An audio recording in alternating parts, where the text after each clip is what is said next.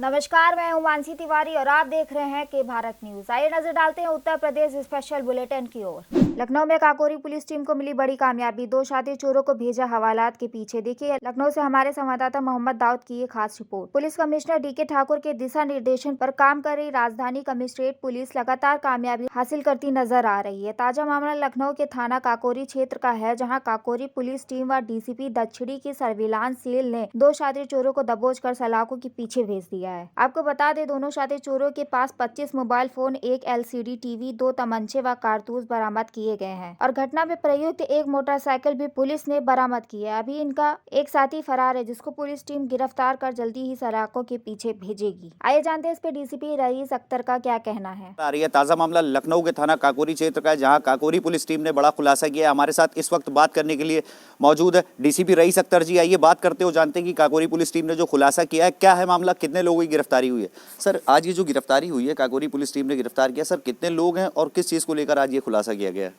ये थाना काकोरी में अंधे की चौकी के पास एक मोबाइल रिपेयरिंग की शॉप से 25 मोबाइल, उनके नोटपैड और कुछ LED टीवियाँ गायब हुई थी। उस सिलसिले में उन्होंने तहरीर दे करके थाने पे मुकदमा लिखवाया था। आज हमारी थाने की टीम और सर्विलांस की टीम द्वारा दो अथक प्रयास के बाद 2 शातिर अभियुक्तों को गिरफ्तार किया गया है, जिसमें एक दीपू और एक गौतम है। दोनों को आज ही गिरफ्तार किया गया है। उनका एक साथी जो राकेश है वो फरार चल रहा है। इनके पास से 25 मोबाइल, 2 टीवी और एक LED बरामद किया गया है और इनकी एक बाइक भी बरामद की गई है और इन दोनों के पास से एक तमंचे में कारतूस बरामद किए गए हैं। सर, ये कब से इस तरह का काम कर रहे थे और राजधानी लखनऊ के अलावा क्या बाहर भी इस तरह के इन्होंने घटना को अंजाम दिया है। ये उन्नाव के रहने वाले हैं और इनसे जो हम लोगों ने पूछताछ की है उसमें पता चला है कि ये पहले भी अपराध को अंजाम देते रहे हैं और ये शातिर किस्म के हैं। ये और इनकी क्रिमिनल हिस्ट्री के बारे में हम लोग उन्नाव और आसपास के थानों से पता कर रहे हैं। जैसे हम लोग को कुछ मालूम चलता है हम आप लोग को अवगत कराएंगे। ये थे हमारे साथ डीसीपी रईस अख्तर जी, जिन्होंने हमसे बात की और बताया कि किस तरह से खुलासा किया गया और काकोरी पुलिस टीम ने एक बड़ी कामयाबी हासिल की है। कैमरा पर्सन संदीप के साथ मोहम्मद दाऊद, के भारत, लखनऊ। लखनऊ में सपा प्रतिनिधि मंडल राज्यपाल आनंदीबेन पटेल से मिलने पहुंचे राजभवन। देखिए लखनऊ से हमारे संवाददाता मोहम्मद दाऊद की ये खास रिपोर्ट। लखनऊ के विधान परिषद सभापति चुनाव के सिलसिले में सपा MLC राजवीर सिंह के नेतृत्व में समाजवादी पार्टी के नेता राज्यपाल आनंदीबेन पटेल से मिलने के लिए राजभवन पहुंचे। प्रतिनिधि मंडल की मांग है कि संवैधानिक प्रक्रिया के अनुसार बिना देरी किए चुनाव की घोषणा की जाए। 30 जनवरी को सभापति का कार्यालय खत्म हो रहा है, इसलिए सभापति का चुनाव होने तक सदन के वरिष्ठ सदस्य को प्रोटेम कर स्पीकर बनाया जाए। उदयवीर का कहना है कि संवैधानिक प्रक्रियाओं को किनारे करके विधान परिषद के अध्यक्ष का चुनाव टालना संविधान का गला घोटने जैसा है। संविधान के अनुसार नए सदन के चुने जाने के 15 दिन बाद सभापति का चुनाव होना चाहिए। महोदया है नहीं, बाहर है, लेकिन एक अर्जेंसी है क्योंकि आज उप सभापति महोदय का रिटायरमेंट है और आज रात में 3 बजे तो 12 बजे उनका कार्यकाल समाप्त हो जाएगा। तो ऐसे समय में विधान परिषद की कोई नई व्यवस्था देनी है, इसलिए हमने हमारे दल के नेता विधान परिषद में श्री अहमद हसन साहब की ओर से पूर्ण समाजवादी पार्टी के MLCओं की तरफ से अपना सुझाव और राय गवर्नर महोदया को रखी है। साथ में हमारे प्रदेश अध्यक्ष आदरणीय नरेश उत्तम जी की तरफ से पार्टी संगठन की भी राय भी रखी है, क्योंकि जिस तरह की चर्चाएं हैं कि लोकतंत्र को का गला घोटकर सदन को पे कब्जा करने की मानसिकता से लगातार प्रेस मीडिया, सोशल मीडिया के मार्फत ये खबरें आ रही हैं कि भारतीय जनता पार्टी अपना मनमाफिक प्रोटेम स्पीकर बनाकर लगातार सदन को बगैर सभापति के चलाने की इच्छा रखते हैं। इसलिए इस संबंध में हमने बहुत डिटेल माननीय गवर्नर महोदया को स्थिति से अवगत करा दिया है कि संविधान का आर्टिकल 182 स्पष्ट रूप से कहता है कि सभापति चुनने का अधिकार विधान परिषद का है और शीघ्र से शीघ्र है।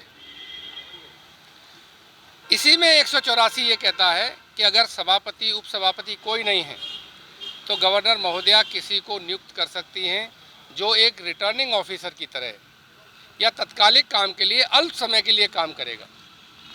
इस संबंध में बहुत सारे अदालतों के फैसले हैं जो कहते हैं कि जो ऐसा व्यक्ति होगा, जिसे कभी कभी प्रोटेम स्पीकर भी कहा जाता है, वो बहुत ही छोटे समय के लिए, तत्कालिक कार्य के लिए, और वो senior most member of the house होगा। इस तरह के बहुत सारे कोर्ट्स की रूलिंग है। और senior most member of the house केवल उस समय तक होगा जब तक चुनाव नहीं हो रहा। विधानसभा के रूल्स ये कहते हैं कि जब नया सदन मिले तो 15 दिन के अंदर नया स्पीकर बनना चाहिए। विधान परिषद में भी ये परंपरा के अनुरूप 18 तारीख को पहली मीटिंग है, उसके 15 दिन के अंदर नए सभापति का चुनाव हो जाना चाहिए। अगर शीघ्र से शीघ्र चुनाव नहीं कराया जाता है और परंपराओं को किनारे करके संविधान की मंशा के हिसाब से चुनाव को टालने की कोशिश की जाती है, तो ये गैर संवैधानिक होगा, अनकॉन्स्टिट्यूशनल होगा, संविधान का गला घोटना होगा। जो विधान परिषद के अंदर बहुमत दिया है जनता ने, उस बहुमत का गला घोटना होगा। इस संबंध में हमने अपना ज्ञापन विस्तृत रूप से लिखकर माननीय गवर्नर महोदया को दे दिया है और आप लोगों को भी अभी हम सर्कुलेट कर रहे हैं, जिसके मार्फत आप भी पढ़ सकते हैं कि बिल्कुल स्पष्ट है, इसमें कोई इफ बट का कारण नहीं है।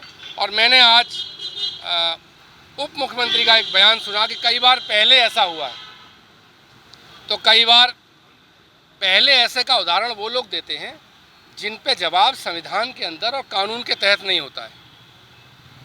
पहले पता नहीं क्या क्या हुआ है, विधानसभा में मारपीट भी हुई है, बहुत बार सरकारें बर्खास्त हुई, सुप्रीम कोर्ट से केंद्र सरकार को डांट पड़ी, बहुत कुछ पहले हुआ है। तो पहले का मतलब ये नहीं है कि गैर संवैधानिक निर्णय लेने का अधिकार इस सरकार को है। इसलिए आपके माध्यम से समाजवादी पार्टी की और हमारे नेता प्रतिपक्ष आदरणीय अहमद हसन साहब, हमारी पार्टी के प्रदेश अध्यक्ष श्री नरेश उत्तम जी और संपूर्ण एमएलसी और नेताओं की ये अपील है कि संविधान के मुताबिक काम होना चाहिए, कानून सम्मत काम होना चाहिए और तुरंत विधान सभापति का चुनाव कराया जाए। और अगर ऐसा नहीं कराते तो सदन से लेकर सड़क तक और जहाँ जहाँ संवैधानिक रास्ते से हमें अधिकार प्राप्त हैं, वहाँ इस लड़ाई को समाजवादी पार्टी लड़ने का काम करेगी। कमिश्नरेट पुलिस को मिली बड़ी कामयाबी, गोली चलाकर नकदी लूटने वाले शख्स को किया गिरफ्तार। देखिए लखनऊ से मोहम्मद दाऊद की ये खास रिपोर्ट। लखनऊ के पीजीआई में 27 जनवरी को मेडिकल स्टोर संचालक सौरभ कपूर पर गोली चलाकर नकदी लूटने वाले आनंद रावत को पुलिस टीम ने गिरफ्तार कर सलाखों के पीछे भेज दिया है। पुलिस कमिश्नर डीके ठाकुर के दिशा निर्देश तथा तेज तर्रार पीजीआई इंस्पेक्टर आशीष त्रिवेदी के नेतृत्व में महज 48 घंटे में इस सनसनीखेज वारदात का खुलासा किया गया। इसके साथ ही पुलिस टीम अन्य आरोपियों की तलाश में जुटी हुई है। लूट की घटना हुई थी बाइक सवार द्वारा मेडिकल संचालक से, क्या देखी करके लूट की गई थी और इसमें कितने लोग शामिल थे और क्या कुछ अभी तक इसमें रिकवरी हुई है? दिनांक 27 तारीख को थाना पीजीआई क्षेत्र में देर रात एक घटना हुई थी जहां एक मेडिकल संचालक के साथ लूट की गई थी। उनके पैसे से भरे बैग को छीन लिया गया था। इसमें लगभग लाख रुपए थे।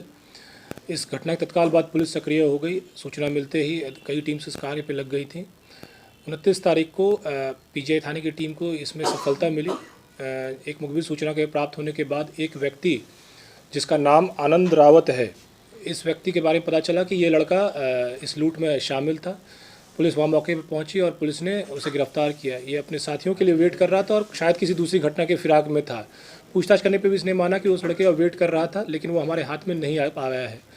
इस पूरी घटना को अंजाम देने में 5 लोग सम्मिलित रहे हैं, जिसमें से जो इसका मास्टरमाइंड है वो पंकज रावत है और पंकज रावत, आनंद रावत और आनंद रावत का ही एक रिश्तेदार है आकाश रावत। ये 3 लोगों के नाम अभी हम जानते हैं। पंकज रावत के 2 और साथी थे साथ में। ये जब हम लोग और अरेस्टिंग करेंगे तब उसके बारे में और डिटेल से बता पाएंगे। इसमें घटना कारित करने में सबसे पहले 2 लोगों ने रेकी की है। 2 लोग रेकी करने में एक आकाश है और दूसरा एक और व्यक्ति है जिसको ये लड़का नहीं पहचानता है अभी, आनंद। इन 2 लोगों ने जब वो मेडिकल संचालक पैसे लेके निकला है उसके बाद उसका पीछा किया गया है। पीछा कर और ये 3 लोग ऑलरेडी पहले से ही इसके घर के बाहर वेट कर रहे थे। इस घटने की प्लानिंग लगभग महीने भर पहले हो चुकी थी, जहां लोग कॉन्स्टेंटली ये वॉच रखते थे कि ये व्यक्ति पैसे लेकर के अपने घर पे जाता है उस बैग में रख करके। उसी को इन्होंने अंजाम दिया 27 तारीख को। 3 लोग ऑलरेडी से घर पे वेट कर रहे थे, पंकज और उसके साथी, और यहाँ पे दूसरा व्यक्ति जो लड़का पकड़ा गया आकाश यहाँ पे था, और उस घटना को अंजाम दिया और उससे पैक छीन लिया गया है। फिलहाल जो हमने रिकवरी की है उसमें 25,000 रुपये, एक तमंचा और कुछ कारतूस है। सर ये जो बदमाश है ये केवल क्या उस क्षेत्र में जैसे रेकी कर रहे थे, मेडिकल संचालक को निशाना बनाया, क्या इसके पूर्व में भी इस तरीके की घटनाएं सामने आई हैं जिसको लेकर के छानबीन की जा रही है? पंकज रावत, जो हमने उसके बारे में पता किया, पंकज रावत की आम शोहरत अच्छी नहीं है। पंकज रावत किसी और ज़िलों से भी कुछ और ज़िलों से वांटेड है किसी घटनाओं में, जिसके बारे में अभी हम लोग पास पुष्टिकारक डेटा मैं आपको नहीं दे पाऊँगा, लेकिन उसकी आम शोहरत अच्छी नहीं है। और अभी रेकी वाली घटना में जो लखनऊ में हमें सूचित मिला है वो यही हुआ है। इसके अलावा 1-2 छिटपुट घटना को उन्होंने प्रयास किया था, जो ये कबूल कर रहा है, वो उस पर हम लोग कार्रवाई कर रहे हैं। कोई मुकदमा पंजीकृत नहीं है, कोई वादी पुलिस के पास नहीं आया था जब, लेकिन हम लोग उस घटना में भी पता करने की कोशिश कर रहे हैं। और इसके जो आपराधिक इतिहास निकाला गया है उसमें इसके पूर्व में भी इस पर मुकदमे दर्ज हैं। सर बात किया जो लूट की घटनाओं के से पैसे मिलते थे, ये इन पैसों का किस चीज़ में इस्तेमाल करते थे? ये लड़के हैं, ये सभी लोग उन पैसों को अपने गलत कामों के लिए यूज़ करते थे और सिर्फ उसका कंजम्पशन करते थे। क्वालिफिकेशन अगर की बात किया तो क्या कुछ नहीं, कोई बहुत ही कम शिक्षित हैं, और जैसा कि मैंने आप लोगों को कहा, गांव में भी अच्छी छवि नहीं है इन लोगों की, कुछ क्षेत्र में भी उनकी अच्छी छवि नहीं है। नहीं, इसमें एक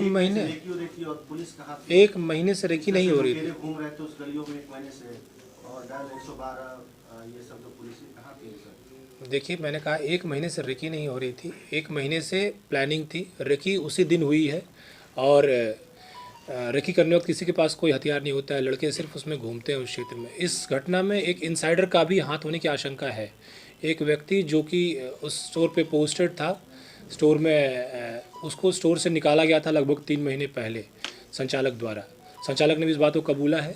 उस व्यक्ति की भी तलाश की जा रही है। संभावित ये है कि उसी ने ये सूचना दी थी और उसी के बाद इस घटना का अनावरण हो पाया है। क्या ये घटना कोई जो वादी है उनके घर के बाहर एक CCTV कैमरा था, उसमें भी ये घटना पूरी काबिज थी। 1 लाख रुपए के लगभग लूट हुए, बराबर 25,000, बाकी 75 लोगों ने। अभी 4 लोग भी शेष हैं, लोगों ने अपनी रकम बांटी है। उनसे जब हम गिरफ्तारी करेंगे तो सारे रिकवरी हम लोग। ऐसी खबरों के लिए बने रहिए हमारे साथ और देखते रहिए के भारत न्यूज़।